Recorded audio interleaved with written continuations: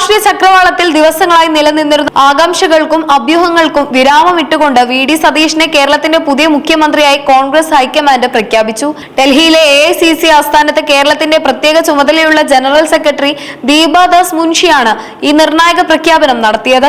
നിയമസഭാ തിരഞ്ഞെടുപ്പിലെ ഉജ്ജ്വല വിജയത്തിന് പിന്നാലെ 11 ദിവസം നീണ്ടുനിന്ന അനിശ്ചിതത്വങ്ങൾക്കൊടുവിലാണ് ഗ്രൂപ്പ് സമവാക്യങ്ങളെയും സീനിയോറിറ്റി വാദങ്ങളെയും മറികടന്ന് സതീശൻ മുഖ്യമന്ത്രി പദത്തിലേക്ക് തിരഞ്ഞെടുക്കപ്പെട്ടത്. കേരളത്തിലെ കോൺഗ്രസ് രാഷ്ട്രീയത്തിൽ പുതിയൊരു യുഗപ്പിറവിക്ക് വഴി തുറന്നുകൊണ്ടാണ് മുതിർന്ന നേതാക്കളുടെ അവകാശവാദങ്ങളെയും ഗ്രൂപ്പ് സമവാക്യങ്ങളെയും പാടെ നിരാകരിച്ച് ഹൈക്കമാൻഡ് വി.ഡി. സതീശനെ മുഖ്യമന്ത്രി പദത്തിലേക്ക് ഉയർത്തിയത്. സാധാരണഗതിയിൽ സീനിയോറിറ്റിയും മുൻകാല അനുഭവ സമ്പത്തും മാനദണ്ഡമാക്കി മുഖ്യമന്ത്രിമാരെ നിശ്ചയിക്കുന്ന കോൺഗ്രസിന്റെ പരമ്പരാഗത രീതിയിൽ നിന്നുള്ള വിപ്ലവകരമായ ഒരു ചുവടുമാറ്റമായിരുന്നു ഇത്.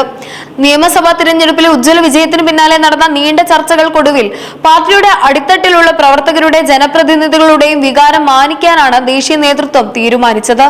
കേരളത്തിന്റെ ചുമതലയുള്ള ദീപാദാസ് മുൻഷിയുടെ നേതൃത്വത്തിലുള്ള നിരീക്ഷക സംഘം MLA-മാരുടെ ഇടയിൽ നടത്തിയ അഭിപ്രായ സർവേയിൽ ഭൂരിഭാഗം പേരും സതീശന്റെ പേര് നിർദ്ദേശിച്ചതോടെ ഹൈക്കമാൻഡിന് മുന്നിൽ മറ്റു വഴികളില്ലാതെയായി.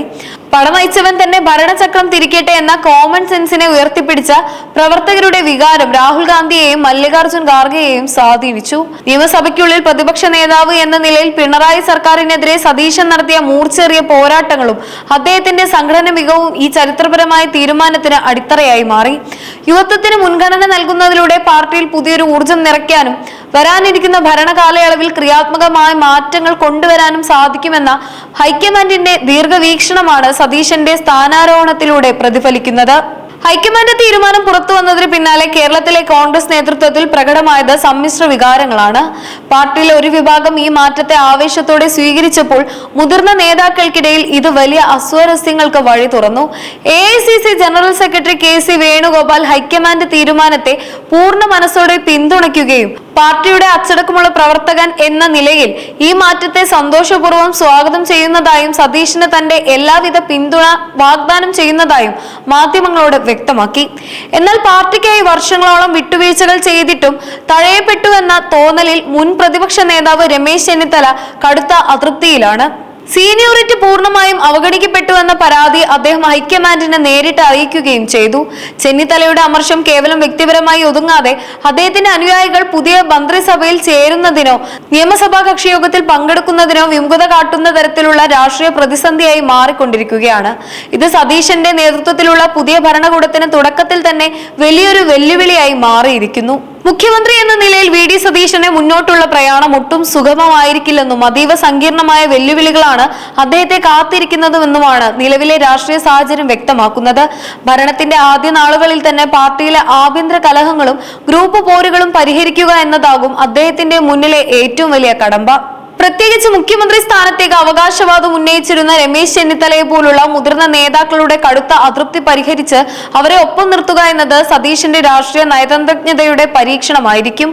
ഇതിനു പുറമെ മന്ത്രിസഭാ രൂപീകരണ വേളയിൽ ഘടകകക്ഷികളായ മുസ്ലിം ലീഗ് ഉൾപ്പെടെയുള്ള പാർട്ടികളുമായി വകുപ്പ് വിഭജനത്തിലും മന്ത്രിസ്ഥാനങ്ങളുടെ എണ്ണത്തിലും സമവായം ഉണ്ടാക്കുക എന്നത് വലിയൊരു വെല്ലുവിളിയാണ്.